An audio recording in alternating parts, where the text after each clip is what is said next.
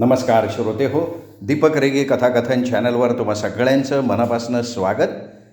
श्रोते हो, आज तुम्ही ऐकणार आहात दीप्ती जोशी यांच्या ओंजळ रीती होताना या कथासंग्रहातली कथा नातं. आज क्षितिजच्या शाळेत आजी आजोबा दिवस साजरा होणार होता. त्यामुळे विभावरीची लगबग चालू होती. क्षितिजच्या आबांनाही तिने लवकर उठवलं होतं. ते पूजा करत होते. आवरून 9:30पर्यंत निघायचं होतं. त्याच्या बाबाचे आईबाबा आणि ते दोघं बरोबरच निघणार होते. दुपारचं जेवण शाळेत असल्यामुळे घरी काही करायचं नव्हतं.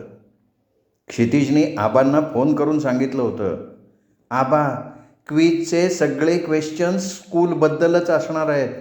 तुम्ही नीट अभ्यास करून आन्सर्स द्या. बेस्ट ग्रँडपापाची ट्रॉफी तुम्ही नाहीतर या आबांनी विन करायची आहे. त्याचं ते इंग्रजाळलेलं मराठी ऐकून आबा गार झाले होते. पहिलीतल्या त्या छोट्याचा उत्साह बघून त्यांच्या दोघांच्याही उत्साहाला उधाण आलेलं होतं. क्षितिज त्यांचा पहिला नातू, त्यामुळे ते तसे तरुण आजी आजोबा होते. आबांनी मस्त जीन्स पॅन्ट आणि पांढरा टी-शर्ट, तर विभावरीनं निळी जीन्स आणि त्यावर फिक्कट निळसर लॉंग टॉप घालायला काढला होता. तो टॉप घालताना एक आठवण येऊन तिला हसायला आलं. त्या दिवशी क्षितिज नवे कपडे घालून आरशात बघत होता. त्याची पापी घेत तिने त्याला म्हटलं होतं, you are looking very handsome बच्चा. तर त्यानेही नाक फुगवत गालाचे लाडू करत तिला म्हटलं होतं, आजी, you are also looking handsome. काय रे, हँडसम काय गर्लला म्हणतात का? तर यावरचं त्याचं उत्तर ऐकून ती चकितच झाली होती. अगं, मला माहिती आहे, तू पण बॉयसारखी स्ट्रॉंग आहे ना. त्याचं ते हँडसम आणि आल्सो आठवून आत्ताही तिला हसायला येत होतं. कार्यक्रम 10 वाजता सुरू झाला. गाणी, डान्सिंग परफॉर्मन्स, शाळेबद्दलची माहिती, शाळेचा लोगो, मुलांच्या क्लास टीचरचं नाव, आणखीन इतर माहिती, याबद्दलचे क्विज, गाण्याची स्पर्धा, वेगवेगळे कार्यक्रम सुरू होते. छोटी बच्चे कंपनी आजी आजोबांसाठी छान डान्स सादर करत होती. आजी आजोबा, छोटी मुलं आणि शाळेचा स्टाफ यामध्ये 2 कोऑर्डिनेटर समन्वय साधत होते. त्यातल्या डार्क नेव्ही ब्लू कलरची पॅन्ट आणि पांढऱ्या रंगाचा इन केलेला शर्ट आणि टाय लावलेल्या उंच रुबाबदार दिसणाऱ्या त्या कोऑर्डिनेटरनं विभावरीचं लक्ष वेधून घेतलं होतं. त्याचं देखणेपण, आवाजातला भारदस्तपणा आणि इंग्रजी भाषेवरचं प्रभुत्व सगळं छान होतं. आता इंटरनॅशनल शाळेतला कोऑर्डिनेटर म्हणजे इंग्लिश चांगलंच हवं. कार्यक्रमाचं स्टेज आणि त्यांची बसायची जागा यामध्ये बरंच अंतर होतं. त्यामुळे त्याला कुठेतरी बघितलंय असं सारखं वाटत असूनही कुठे ते नक्की आठवत नव्हतं. गाण्यांचा कार्यक्रम सुरू झाला. प्रत्येकाला माईक जागेवरच दिला गेला होता. विभावरीने पण एक छानसं गाणं म्हटलं. आता सगळ्यात महत्त्वाचा म्हणजे क्विजचा कार्यक्रम सुरू झाला. भराभर प्रश्न विचारले जात होते. उत्तरं देणाऱ्यांच्या जवळ माईक फिरवला जात होता आणि सगळ्यात जास्त उत्तरं देऊन क्षितिजच्या त्या आबांनी म्हणजे बाबाच्या बाबांनी बेस्ट ग्रँडपापाची ट्रॉफी जिंकलेली होती. क्षितिज आणि तो कोऑर्डिनेटर ट्रॉफी आणि सोनेरी वेस्टर्नातलं एक गिफ्ट ट्रेमध्ये घेऊन त्यांच्या दिशेनं येत होते. कॉंग्रॅच्युलेशन्स सर, असं म्हणत त्यांनी ती ट्रॉफी आबांना दिली. क्षितिजने गिफ्ट दिलं आणि आबांना छानशी पापी दिली. आता तो कोऑर्डिनेटर तिच्याकडे वळला. गाणं छान म्हटलं मॅम, माझं आवडतं गाणं आहे ते, आणि मला ओळखलं का? एक क्षणभर तिच्या डोक्यात प्रकाश पडला. तिच्या डोळ्यांवर विश्वास बसत नव्हता. ती चकित झाली होती. तिला ते गुड मॉर्निंग आठवलं. तो तिच्या चांगलाच ओळखीचा होता. रागाची लहर तिच्या डोक्यापासून पायापर्यंत गेली. त्याने एक कव्हर तिच्या हातात दिलं. मॅम, घरी गेलात की वाचा, तुमच्या फोनची वाट बघतोय. शाळेतलं जेवण अप्रतिम होतं. छान एन्जॉय करायचं ठरवूनही तिला जेवावंसं वाटत नव्हतं. घरी परतताना ती शांत होती. मनात आंदोलनं सुरू होती. तो मनातनं जात नव्हता. सकाळी उठल्यापासूनची दिनचर्या डोळ्यासमोरून तरळत होती. तिचा दिवस 4:45ला सुरू व्हायचा. सकाळी उठून सगळ्या घराच्या कानाकोपऱ्यातून लख्ख केर काढला की कचऱ्याची टोपली बाहेर ठेवायची. अंघोळ करून देवाजवळ तेल तुपाचा आणि तुळशीजवळ दिवा लावायचा. सोनचाफ्याच्या उदबत्तीचा मंद सुगंध पसरायचा. गॅसला हळदी कुंकू वाहून अन्नपूर्णेचा श्लोक म्हणून दूध तापवायला ठेवायचं. एकीकडे गरम पाणी आणि चहाचं आधण ठेवायचं. चहात आलं, गवती चहा घालून केलेला गरमागरम चहा आणि टेबलवर श्रीमद भगवद्गीतेची मराठी टीका. यापरता आनंदच नव्हता तिच्यासाठी. घरातले इतर उठण्याआधी हा आनंद घ्यायचा तिचा नियमच. हे सगळं करेपर्यंत 6 वाजलेले असायचे. तेवढ्यात बेल वाजायची. दरवाजा उघडला की गुड मॉर्निंग असं म्हणत तो फुलांची पिशवी हातात द्यायचा. बरमुडा आणि मळकाचा टी-शर्ट अशा अवतारातला तो. त्याच्या गुड मॉर्निंगची तिला गंमत वाटायची. साधी फुलं टाकणारा पण काय झोकात गुड मॉर्निंग म्हणतोय. रोज रोज त्याचं ते खास ठेवणीतलं गुड मॉर्निंग ऐकून थोडासा रागच यायला लागला होता.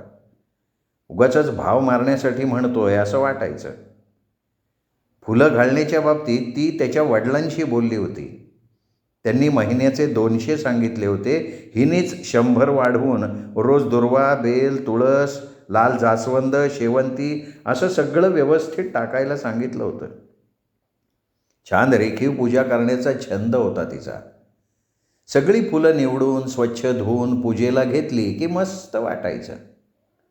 पण हा जसा फुलं घालायला लागला तसं कधी दुर्वा नसायच्या, कधी लाल फूल नसायचं, तर कधी नुसतेच झेंडू. मग फोन करून चांगलं रागवायचं तर पलीकडनं याचा आवाज अगदी गोड, आर्जवी, ओके ओके, उद्या घालतो चांगली फुलं, डोंट वरी, बी हॅपी.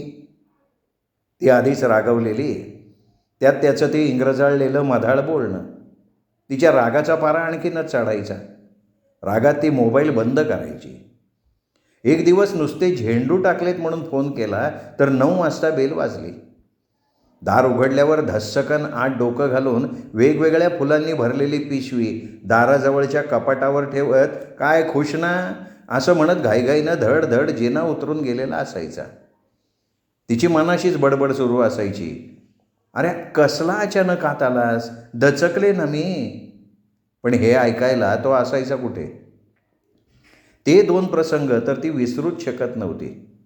त्या दिवशी चतुर्थी होती. 7 वाजले तरी फुलं घातली नव्हती.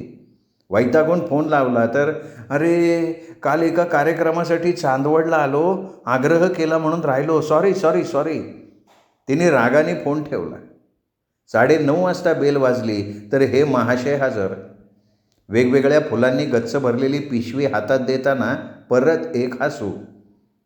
अरे चांदवडला गेला होतास ना. अरे तुमचा फोन आल्यावर 120च्या स्पीडने डायरेक्ट फुल बाजार, तिकडून डायरेक्ट इकडे, तुमच्यासाठी काय पण काय हॅप्पी ना मॅडम. जरा जास्त इम्प्रेशन मारतोय असं वाटत तिने धाडकन दरवाजा बंद केला. दुसरा प्रसंग असाच. तिच्या कवितेची एका कार्यक्रमात अभिवाचनासाठी निवड झाली होती. त्या कार्यक्रमाला मुंबईला जाण्यासाठी ती लवकर घरातनं निघाली होती. घरातल्यांना त्रास नको म्हणून ओला बुक केली होती. खाली उतरून तिने चालायला सुरुवात केली होती. थंडी फार होती म्हणून स्वेटर घातला होता. कानाला छानसा स्टोल बांधला होता. अचानक एक मोटरसायकल तिच्या बाजूला थांबली. तर हे फुलवाले महाशय. त्यांनी पण थंडीचा मफलर गुंडाळला होता, त्यामुळे चेहरा दिसत नव्हता. अरे थंडीच्या कुठे निघालात, चला सोडतो मी. नाही नको, मी ओला बुक केली आहे, येईल एवढ्यात. अहो कॅन्सल करा ओला, बसा ना मॅम, मी सोडतो की तुम्हाला. बाय द वे हा स्टोलचा रंग सूट होतोय बरं का तुम्हाला. एक क्षणभर तिचा राग अनावर झाला. ती म्हणाली, काय वय काय रे तुझं, फ्लर्टिंग करतोस का. सगळं बघतीये मी. ते गुड मॉर्निंग काय, ते इंग्लिश बोलणं काय, चांदवडहून येऊन माझ्यासाठी फुलं टाकणं काय. अरे माझ्या मुलाच्या वयाचा आहेस तू, कसा वागतोयस. पायरी सोडून वागू नकोस. फार हुशार आणि शहाणा समजतोस का स्वतःला. मला आवडत नाही तुझं हे वाह्यात वागणं. उद्यापासून फुलं टाकायची नाही. हे सगळं बोलताना तिचा चेहरा लाल झाला होता. तेवढ्यात ओला आली आणि ती निघून गेली. त्यानंतर फुलांची पिशवी दाराला लावलेली असायची. पैसे घ्यायला पण त्याचे वडील यायचे. बरं झालं एक ब्याद टळली. असले लोक आवडायचेच नाहीत तिला. साधा फुलं टाकणारा तो, त्याच्याविषयी कशाला एवढा विचार करायचा, असं म्हणत ती त्याला पूर्ण विसरली. आता पण कार्यक्रमाहून घरी आल्यावर ती शांतच होती. दोघांचाही चहा झाल्यावर तिने कव्हर उघडलं. सुंदर सुवाच्य अक्षरात मराठीत लिहिलेलं पत्र होतं. ती वाचत होती. नमस्कार मॅम. मॅम, आज तुमच्याशी खूप बोलायचं आहे. तुम्ही क्षितिजच्या आजी आहात हे क्षितिज ज्युनियरला होता त्याच वेळेला समजलं, पण आपली ओळख याही आधीची. मी कृष्णा माळीचा मुलगा हरिश्चंद्र. सगळे मला हरी म्हणतात. माझा बापू सांगायचा की तू 2 वर्षांचा होतास तेव्हा तुझी आई गेली, तेव्हापासून तुम्हा मुलांना मोठा करतोय. माझ्यापेक्षा 2 बहिणी मोठ्या, मी सगळ्यात लहान. बापूनं आईची उणीव न भासू देता आम्हा तिघांची काळजी घेतली. त्यामुळे वडील असूनही आम्ही त्याला कधीही आहोजाहो केलं नाही. त्याची फार धावपळ व्हायची, पण आम्हा मुलांवर फार माया. त्यामुळे प्रेमाने करायचं सगळं. सकाळी 3 वाजता त्याचा दिवस सुरू व्हायचा. फुल बाजारातून घाऊक भावानं आणलेली फुलं निवडायची, त्यांच्या पुड्या बांधायच्या, प्रत्येक पुडीत बेल, तुळस, दुर्वा घालायच्या, हार करायचे. आजूबाजूच्या परिसरातली 100-150 घरं होती. सायकलवर रपेट करत 2-2.5 तासात तो घरी पोचायचा. मग आम्हा तिघांच्या शाळेची तयारी, दुपारचं जेवण, रात्रीचा स्वयंपाक सगळं बघायचा. दुसऱ्या लग्नाचा विचार मनातही न आणता आमचा बाबा आई झाला होता. सरुताई आणि रत्ना थोड्या मोठ्या झाल्यावर त्याला स्वयंपाकात मदत करायला लागल्या होत्या. आम्हा तिघांच्या शिक्षणाकडे तो जातीनं लक्ष देत होता. आम्हाला समजावून सांगायचा, तुम्ही तिघांनी मनापासून अभ्यास करा, मोठे व्हा. मी काही तुमचा अभ्यास घेऊ शकत नाही, तुमचा अभ्यास तुम्हालाच करायचा आहे. आम्हाला कमी पडू नये म्हणून त्यांनी दुपारच्या वेळेत एका वाण्याच्या दुकानात सामान भरलेल्या पिशव्या घरोघरी पोचवायचं काम धरलं होतं. बापूचे कष्ट मी लहानपणापासून बघत होतो. त्यामुळे थोडा मोठा झाल्यावर मी त्याच्याबरोबर फुलं टाकायला यायला लागलो होतो. 5:30 वाजता सगळी घरं अंधारात चिडीचूप झोपलेली असायची. त्यावेळेला तुमच्या फ्लॅटशी आलं ना की खूप छान वाटायचं. घराबाहेर रांगोळी काढलेली असायची. सोनचाफ्याच्या उदबत्तीचा वास हवेत पसरलेला असायचा. खिडकीतून किचनचा लाईट लागलेला दिसायचा. मला तुमचं घर आवडायचं, पण तुम्हाला कधी बघितलं नव्हतं. तुमच्या घरी फुलं देताना बापू सांगायचा, हरिश्चंद्रा, बाईजींना सगळी फुलं लागतात आणि त्या त्याचे वेगळे पैसेही देतात. तेव्हा मी नसलो तरी फुलं चांगली टाकत जा. त्या दिवशी तुम्ही जास्तीचे हार सांगितले होते म्हणून ते देण्यासाठी बेल वाजवून पहिल्यांदाच घरात आलो. नजरेसमोर दिसेल तेवढं घर डोळ्यात भरून घेत होतो. खूप स्वच्छ. तुम्ही डायनिंग टेबलवर ज्ञानेश्वरी वाचत होतात. चष्म्यातून तुम्ही माझ्याकडे रोखून पाहिलं. सोनेरी चष्मा तुम्हाला छान दिसत होता. 3 हार आहेत. किती झाले? खरं तर मी तुमच्याकडे बघून भारावलो होतो. त्यामुळे काहीही विचार न करता तंद्रीतच म्हणालो, 75 रुपये. तुमची नजर आणखीन तीक्ष्ण झाली. इतके लहान हार आणि 75 रुपये? मॅम, तुम्हाला द्यायचे ते द्या. माझ्या या वाक्याचा तुम्हाला आणखीनच राग आला. किंचित आवाज वाढवत तुम्ही म्हणालात, द्यायचे ते द्या काय? या हारांची किंमत 60 रुपये, तेवढीच देईन. Okay ma'am, it's your wish. My wish काय रे? मी वाजवी भाव देते.